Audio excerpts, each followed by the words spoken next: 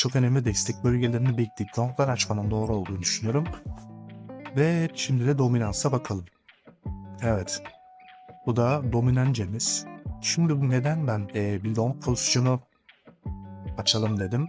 Zaten Bitcoin için söylemeyeceğim vardı. Bir tane daha coin önerisi var. Ona da bir long açmayı düşünüyorum. Çünkü kötü bir yerde olduğunu düşünüyorum ve böyle bir sürpriz yapabilecek gibi hissediyorum.